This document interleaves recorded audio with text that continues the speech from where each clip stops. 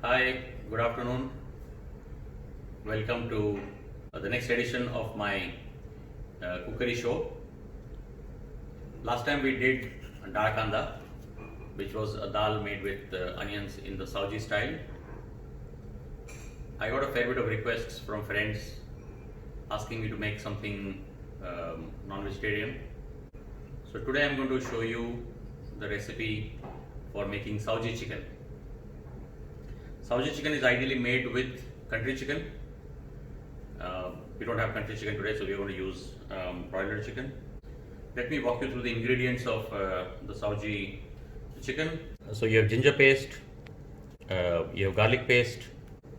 This is 3 big onions blended in a mixer.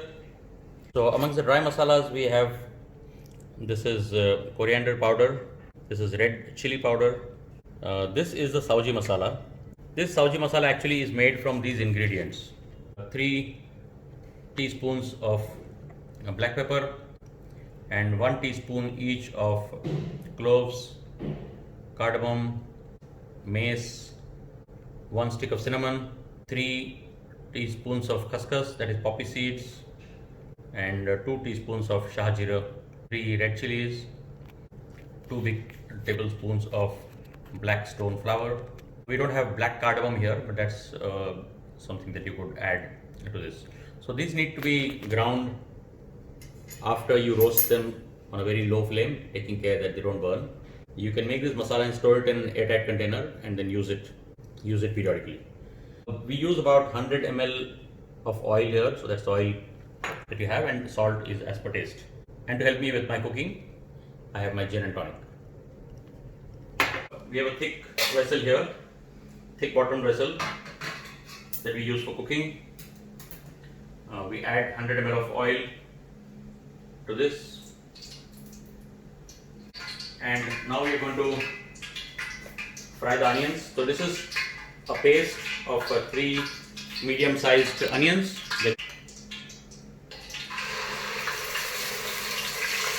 So we are frying the onion paste.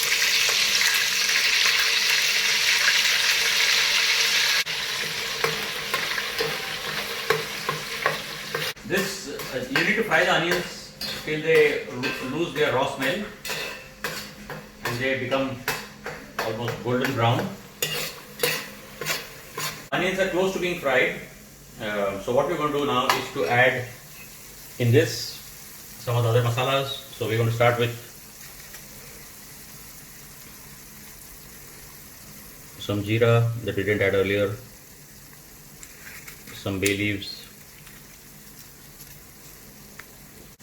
So this is 1 tablespoonful of ginger paste, 1 tablespoonful of garlic paste. Onions take a much longer time to cook. Ginger and garlic takes much lesser time. So we cook the onions earlier and we add the ginger garlic paste later. While this is cooking, we have on the other pan a pan in which we have to fry a little bit of sorghum or jawar flour. So this is essentially only 1 tablespoon. This needs to be lightly roasted. Okay, make sure it doesn't burn. Okay, so the wet masalas are fried now. We're going to add all the dry masalas now and the jawar powder. So we add the coriander powder, we add the red chili powder, we add the Saudi masala, we add a little bit of salt,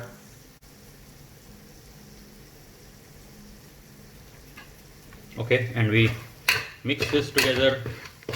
And now now is the crucial part of the recipe.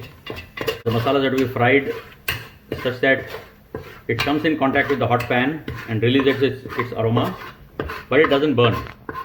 If it burns, it will taste bitter. You can't take off your attention even for 30 seconds when you're doing this part. Once you mixed it properly and tossed it around a few times, then what you do is you spread the masala out little bit flat at the bottom of the pan. Wait for a few seconds and then you scrape it just before it is about to burn. When you scrape it, it releases the aroma. This process is there in different parts of the country. In the North Indian cuisine, this process is called bhunao. This has to be done on a very low flame. You can see the flame, and this is the part that requires the most amount of patience. Okay, so we do this a few times to make sure that we get the full aroma from the masalas and the masalas are fried properly. This is actually a good time to add the jawar also. This has been roasted a little bit, so it's kind of semi-cooked already, and it will cook now. It will also cook along with the water. Okay, the masala is now ready. So this is a good time to take out the masala if you have some vegetarian people in the family. This same masala, so I've taken out a little bit because my mother and wife are vegetarian. So you can take this masala, you can cook it along with let's say brinjals. You can of course cook it with eggs. You can make a very nice egg curry out of this. You can add a little bit of onion, tomato puree to that, and it'll make a fantastic egg curry. So we keep a little bit of masala out, and then we add the chicken to this.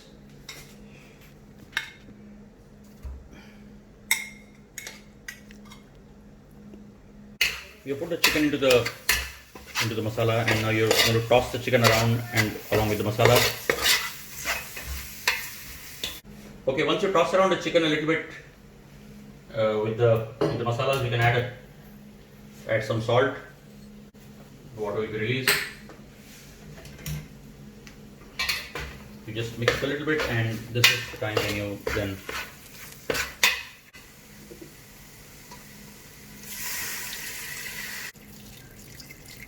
you add enough water to cover the chicken. I prefer not to cook it in a pressure cooker. I think cooking on an open flame creates a much better taste. So we add the water and we put it on a high flame. You can see that the oil which was absorbed by the masalas is now coming out, and you can see the oil on the top. There's another recipe I will tell you next time when we make it with mutton, where the gravy becomes a lot more black in color, and there's a secret to that which we will discuss next time. So a good way to cook this, because you're not cooking it in a pressure cooker, is to just put a lid and put some water on top. What that does is it retains the moisture inside. Also creates a little bit of pressure which allows the meat to cook a little faster. This might take about 40 minutes odd to cook, depending on the kind of chicken. It might take a little bit less or more. So let's wait till this cooks. We'll come back again and then look at it after a few minutes. So this chicken is more or less cooked. You can see it. If you take any piece and kind of it's cooked, right? The gravy is also thick. Maybe I think it's a little bit too thick, because as it cools it will become thicker. So I'm going to add a little bit more water to this.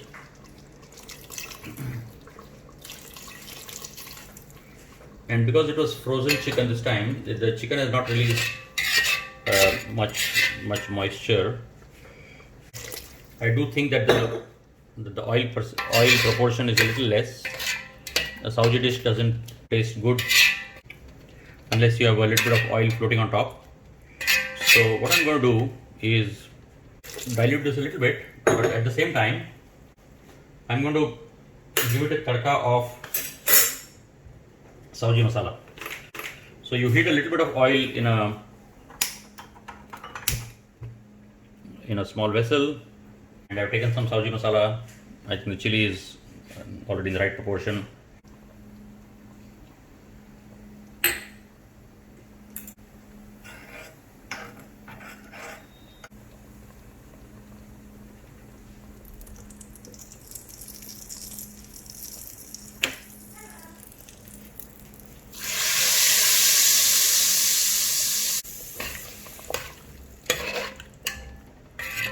Our Saoji chicken is ready. You can take a look. The oil is floating on top. I tasted it. It has a very divine flavor. On the side, we are boiling a couple of eggs to make egg curry. So if you have vegetarian members in the family and vegetarian members in the family, you can use the same masala to make an egg curry and a brinjal curry. So what I've done with this egg curry is I took some oil, I added some tomato puree, I fried the tomato puree a little bit, then I added the Saoji masala, then I added the eggs. The eggs have been sliced slightly on the outside so that the masala goes in. Then I fried them. In the brinjal curry, I've added some little bit of oil. I have roasted the brinjals in that a little bit, and then I've added some water and cooked.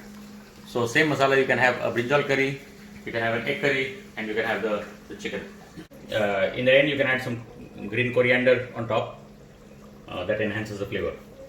So the Saoji chicken is ready. This is the chicken.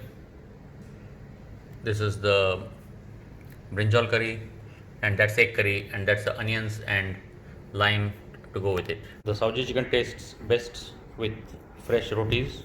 Thank you very much. I hope you like it as much as I enjoyed making it.